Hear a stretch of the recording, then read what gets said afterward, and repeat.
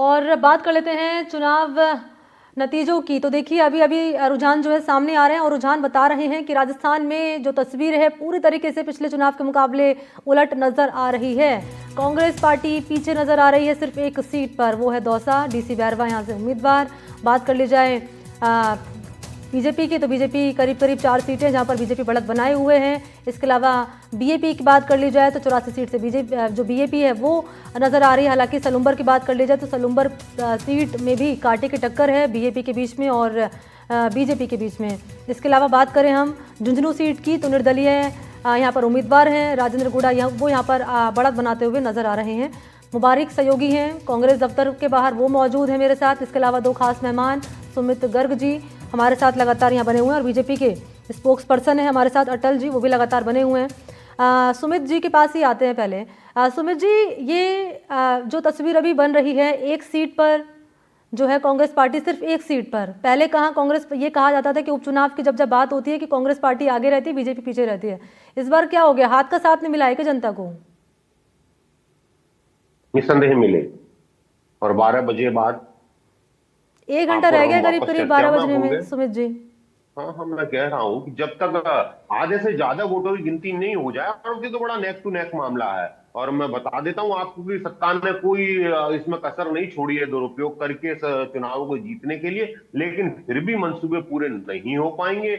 मैं बता देता हूँ, अंतिम ईवीएम जब खुलेगी और चुनाव परिणाम आएगा, कांग्रेस पार्टी के पक्ष में होगा। और कहीं ना कहीं अगर ये कहते हैं कि हम जीत रहे हैं तो ये सीटें, तो क्या आप दौसा हार रहे हो, इसको भी फिर स्वीकार कर लीजिए। फिर ये भी स्वीकार करना पड़ेगा। आप हम पे आरोप लगाते हो कि ये एक नहीं थे, तो फिर मैं ये कहूंगा कि दौसा में पूरी सरकार ने मिलकर किरोड़ीलाल जी की घेराबंदी करी और उसमें सफल होती नजर आ रही है। लेकिन ये सारी बातें अभी प्रीमेच्योर होंगी, और जब जैसे ही फाइनल रिजल्ट आएगा उस टाइम बैठ के हम बात करेंगे। जहां तक सरकार की बात है, ये सर चुनाव जो है भाजपा की सरकार के हुकूम से लड़ा गया है, तो कहीं ना कहीं सरकार को सरकार रहने के लिए 50% से ज्यादा विधायकों की जरूरत होती है, या 50% से ज्यादा जीत की जरूरत होती है। अगर भाजपा 4 से कम सीटें जीतती है तो क्या ये मानेंगे सरकार की हार है?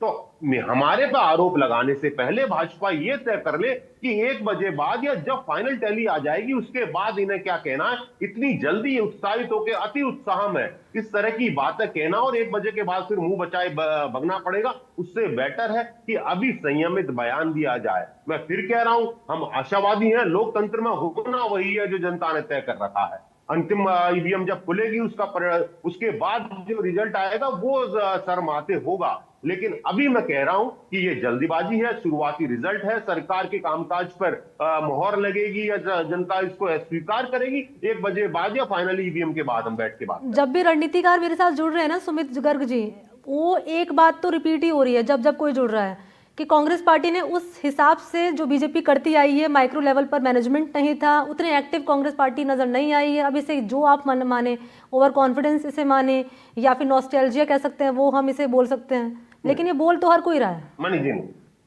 मणि जी, देखिए, आपको एक चीज को तो हमें आपको और मुझे स्वीकार करना पड़ेगा कि संसाधन तो निसंदेह सर बीजेपी के पास ज्यादा है। पूरा सरकारी तंत्र उनके पास है, पैसा उनके पास है, लेकिन वो दिखा बाजार में। लेकिन जनता का विश्वास मुझे लगता है हमारे पास रहा है। सरकारी तंत्र ने पूरी तरीके से इस उपचुनाव को कैप्चर करने की कोशिश करी। अभी मेरे एक भाई कह रहे थे कि हमारे 2-2 मंत्री हर विधानसभा में रहे और वोट कंप्लीट करा के आए। मैं आश्चर्य किया, वोट कंप्लीट करा के कैसे आ सकते हो? 48 घंटे पहले तो हर भारी व्यक्ति को छोड़ना पड़ता है। तो कहीं ना कहीं ये सत्ता का दुरुपयोग था कि नहीं था, अगर 48 वोट कंप्लीट कराने तक मंत्री वहां पर उपस्थित थे? तो मैं यही कह रहा हूं, जो आपकी बात है बिल्कुल मैं उसका समर्थन करता हूं कि हमारे पास संसाधनों की कमी थी, हमारे पास पैसे की कमी है, लेकिन हमारे पास जनता का विश्वास है और अंततः वही जीतेगा। चलिए, वो तो अभी चलो आप बोल रहे हैं तो 12 बजे तक का इंतजार कर लेते हैं, करीब सवा घंटे का वक्त रह चला है। सुमित जी, अटल जी आपके पास आते हुए जरा टिप्पणी कर दीजिए इस पर, सुमित जी जो बोल रहे हैं। ऐसा है, सुमित जी कह रहे हैं ना हमारे पास ये कमी थी वो कमी थी, इनके पास एक सच्चे मन की कमी थी। इन्होंने सच्चे मन के साथ जनता के पास नहीं गए, ये इस वजह से ऐसा हुआ। वो सच्चा पना लाना पड़ेगा, इनको अपनी सच्चाइयां लानी पड़ेगी। वो कमिटमेंट जो करने हैं वो झूठे कमिटमेंट की जगह सच्चे कमिटमेंट करने पड़ेंगे। आप पुराने टाइम पे जा लीजिए, लोकसभा में 1 लाख रुपए महिलाओं को देंगे, आप देखिए 8,500 रुपए बेरोजगारों को देंगे। इस तरीके की कमिटमेंट बिना अर्थव्यवस्था को जाने कुछ भी बोल देना, कुछ भी कर देना।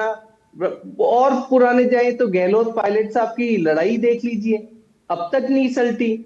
अभी भी क्या है, गहलोत और पायलट साहब जिस तरीके से चुनाव लड़ रहे अच्छा थे अटल जी, सबको जब आप पता है कि गहलोत क्या और पायलट जी का जिक्र कर रहे परिस्थिति हैं, रख लीजिएगा अपनी बात पूरी। मैं यहाँ पर बोल रही हूँ, कांग्रेस पार्टी बोल रही है वसुंधरा राजे नजर नहीं आ रही है, आई थी चुनावों में। देखिए, राष्ट्रीय वसुंधरा जी हमारी राष्ट्रीय उपाध्यक्ष है। हमारे राष्ट्रीय जो भी नेता थे, इस बार उपचुनाव में उनका जाना हम लोगों ने तय कर रखा था कि भी राष्ट्रीय पायलट जी भी जो तो भी राष्ट्रीय है। महासचिव है, वो भी तो गए चुनावों में। देखिए, ये लोकसभा उनका चुनाव में भी मामला नहीं आई, नहीं। जब वो वहां भी जा रोक रहे रखा हैं, था। दौसा में जा रहे हैं वो, और अगर वो और जगह जा रहे हैं तो ये तो देखिए उनका तय है मामला। लेकिन बेसिकली जो दिखता है वो मैं बता रहा हूं। मैं अभी ये बोल रहे थे ना कमियां, अभी कमियां गिनाएंगे। देखिए, ईवीएम पे कमियां गिनाएंगे। प्रियंका जी वहां जीत रही हैं, वो ईवीएम तो ठीक बताएंगे। झारखंड में अगर कुछ प्लस माइनस हो जाता है वो ठीक बताएंगे, लेकिन महाराष्ट्र में कुछ हो जाता है तो ईवीएम, सरकारी एजेंसियां और बहुत सारी ये सब पे आरोप लगा देंगे। इनफैक्ट ये न्यायपालिका पालिका तक को नहीं छोड़ते। अरे एक्सेप्ट कर लो ना कि हमारी नीतियां गड़बड़ थी, लोगों ने उन्हें स्वीकार नहीं सुमित जी किया। क्या बोलेंगे इस पर, भाजपा ईवीएम की खराब थी नीतियां या जनता ठीक का है, भरोसा नहीं था? उसको ठीक। अगर मान लीजिए एक पीछे एक रहते हैं एक तो। एक बात का जवाब। इन्होंने ईवीएम की बात करी तो मनी जी बता देता हूं, सबसे पहले 2009 में आदरणीय स्वर्गीय सुषमा स्वराज जी चुनाव आयोग के कार्यालय गई थी अपने प्रतिनिधि मंडल के साथ लोकसभा चुनाव हारने के बाद, और उन्होंने ये मांग करी थी कि ईवीएम ठीक नहीं है। इनके राष्ट्रीय प्रवक्ता हैं जीवीएल नरसिम्हा राव, उनकी अभी एक किताब आई है जो कहती है डेमोक्रेटिक एट रिस्क, वो भी कहती है ईवीएम ठीक नहीं है। तो हमने अभी कहा नहीं है, आपके लोगों ने इसकी शुरुआत करी है। बात की इन्होंने, बात करी वसुंधरा जी की, बड़ी अच्छी बात बोली कि साहब उपचुनाव में नहीं जाएंगी, राष्ट्रीय नेता हैं। तो लोकसभा के चुनाव के अंतर्राष्ट्रीय चुनाव थे जिसमें नहीं आई वो, वहां क्यों नहीं आई? एक भी लोकसभा लोकसभा के में क्यों नहीं आई? कॉन्स्टिट्यूंसी में नहीं गई, केवल और क्या केवल बात कर रहे झालावाड़। हो? झालावाड़ से बाहर कहीं नहीं निकली, झालावाड़ के बाहर आपके अंदर आपने उनको कैद करके रख दिया। बात यह है कि आपने तय कर लिया है कि वसुंधरा जी को इस राजनीतिक परिदृश्य से दूर करना है। खैर, आपकी पार्टी की बात है, वो आप जाने। इन्होंने इकोनॉमी की बात करी, मणि जी बता देता हूं, ये बार बार कहते हैं घाटा घाटा देके गए, घाटा देके गए, 5 लाख करोड़ के घाटे की बात करते हैं। यूपी में जो आदरणीय योगी साहब है, 7.5-8 करोड़ का घाटा है।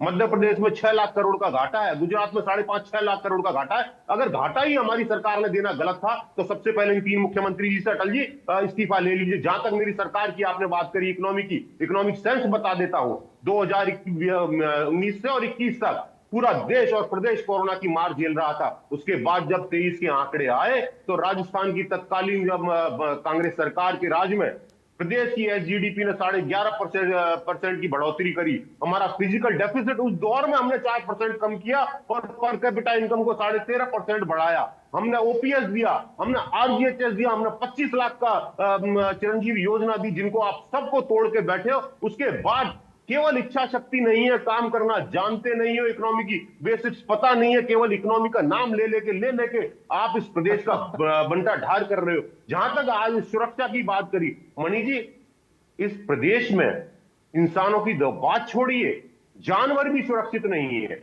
मैं पिछले दो महीने को उदाहरण दे देता हूं। उदयपुर के पास तेंदुए ने लगभग 8 लोगों की हत्या कर दी, लेकिन तेंदुआ नहीं पकड़ पाई। अपराधी क्या पकड़ेंगे? लास्ट में क्या किया? उस निरीह प्राणी को गोली मार के भजनलाल सरकार ने अपनी पीठ थपथपाई। उसके बाद 2 ग्रामीणों की हत्या टाइगर ने करी। फिर इन्होंने क्या किया? ग्रामीणों ने उस टाइगर की हत्या कर दी। तो इस सरकार के लिए कितना कलंक करने वाली बात है, कलंकित बात है कि इस प्रदेश के इतिहास में क्या पहली बार फजूल फजूल की बातें जानवर कर रहे और हो। इंसान का जान बचाने का संघर्ष हुआ है। तो ये कौन कौन सी बातें करेंगे? नहीं, आप बच के नहीं जा सकते साहब, ये जवाब देना ठीक पड़ेगा। है। ना आपकी इकोनॉमी ठीक, ना आपकी कानून व्यवस्था ठीक, ना आप सुरक्षा दे सकते, काय की बात करने बैठे हो? केवल और केवल बटेंगे तो कटेंगे के अलावा आपके पास कुछ नहीं है।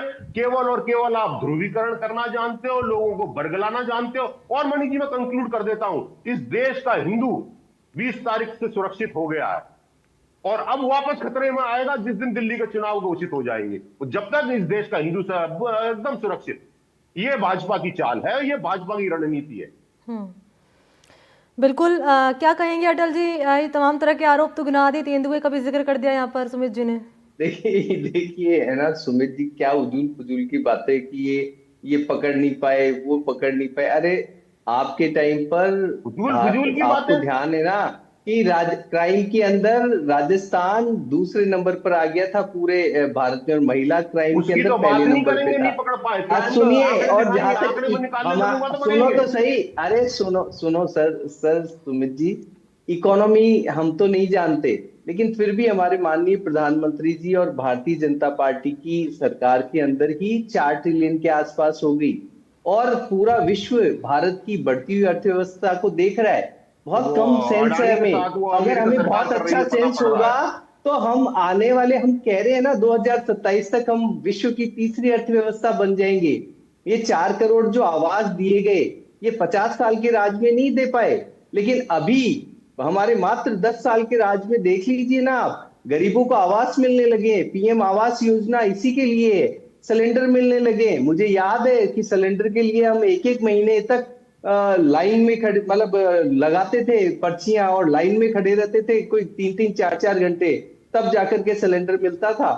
स्वच्छता की बात कीजिए, जरा सी बात है स्वच्छता, उसके लिए आप स्टार्टअप्स की बात कीजिए, बहुत मेरे सारी चीजें सारे हैं। क्या टॉपिक छोड़ गए ना गिनाऊंगी ये अब तो। आप ये केवल और दोनों जातियों पड़ेंगे, में बात बांटते नहीं गए। करेंगे, जवाब नहीं है। 36 कौम, कोई आप बोल जवाब रहे हैं नहीं है। जातियों में केवल और बांटते हैं, केवल बीजेपी अमेठी बोलती है आप की धर्म बातें के नाम करेंगे, पर केवल राजनीति नहीं करते हैं, हिंदू करेंगे। मुस्लिम कराकर। आप सुनिए कोई तो, जवाब अच्छा नहीं धर्म है। के नाम पे करनी इनकी चाहिए क्या इकोनॉमी राजनीति? को, राजनीति तो इनकी धर्म से इकोनॉमी ही पर चलनी तो चाहिए ना। हम तो अमेरिका की समझो तो अदालत सही। ने गिरफ्तारी और वारंट जारी कर दिया है। बेसिकली पंथ, ये शर्मनाक, भाषा, इससे ज्यादा क्या हो क्षेत्र और सकता है? जातियों भारत के नाम सरकार पे की कांग्रेस ने घोषित बांटा है। इकोनॉमिक हमारा पॉलिसी इशू पर ये है, अमेरिकी सरकार ने गिरफ्तारी वारंट इनके मालिक विकास की राजनीति अंबानी करते हैं। अडानी के खिलाफ हम जारी कर दिया। ये राष्ट्र कौन सी प्रथम बातें की करते हैं? राजनीति सेकी के करते साथ हैं। ठीक है। मिलके हम और पूरे हिंदू का पूरा संस्कृति को सोलर बढ़ाने एनर्जी का की बात प्रोजेक्ट करते इन्होंने हैं। अडानी के पैरों देखिए में रख दिया। बात ये है, और ठीक है अडानी अटल को जी। गिरफ्तार करने के और लिए अमेरिकी सुमित जी एक सरकार एक ने, करके सुन अमेरिकी लेती हूँ, क्योंकि मुझे भी अदालत समझ ने में नहीं आ आदेश रहा है, आप जारी दोनों क्या किया। कहने की कोशिश सुमित जी कर से रहे हैं। बोलिए। देखिए सुमित जी एक बार सुनिए, देखिए एक विशेष बात, हमारे बहुत स्पष्ट विचारधारा की पार्टी है भारतीय जनता पार्टी। इसको अब जनता समझने लगी है।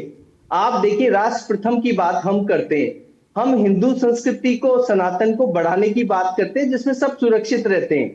हम जातियों को जोड़ने की बात करते हैं, तोड़ने की नहीं, जोड़ने की। ये सारी चीजें होने पर जनता सहज महसूस करती है और विकास ऑटोमेटिक होता है। ये चीजें मिलेगी जनता को तो विकास, ये विकास की गारंटी है। इसी अच्छा कारण से जनता अटल जी, ये अब जो चुनावी आगे बढ़ नारा रही दिया है। गया था उत्तर प्रदेश में बटेंगे तो वो कटेंगे, अमेरिका फिर में जो मोदी जी ने गिरफ्तारी उसको आगे वारंट बढ़ाते हुए कर दिया आप एक है सुनिए, तो सेफ है। वो भी सुनिए, बता आपको दीजिए। क्या लगता है कि उस नारे मैं का असर राजस्थान में हुआ है? मनी जी एक बात और बता देता हूं, पहले आप ये नारे को भी समझ लीजिए। बटेंगे तो कटेंगे, संगठन में शक्ति होती है, एक रहेंगे तो सेफ रहेंगे। एक कौन? भारत अब उस एक, सभी सभी आप सबके लिए है कि सब लड़ो मत, एक रहो, राष्ट्र को आगे बढ़ाओ, राष्ट्र को गति दो। अब भारत रुकने वाला देश नहीं है। अब वो देश नहीं है कि जिसको कि अंतिम पंक्ति तक लोग कहे कि कहीं भी जा। मेरे को अच्छे से याद है कि जब मैं पहली बार विदेश गया तो हर जगह यही कि India is a poor country. ये हम लांछन नहीं लगाना चाहते। अब हम जाते हैं तो अरे इंडिया आईटी से आए हैं, बहुत इमेज है।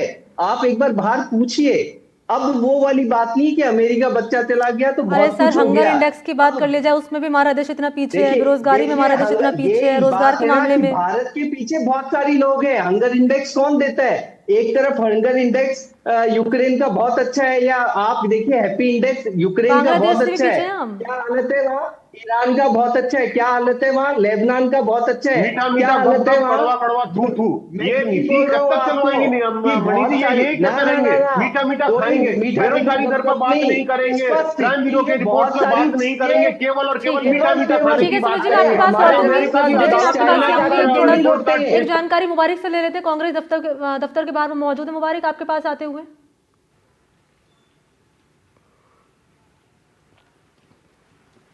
मुबारक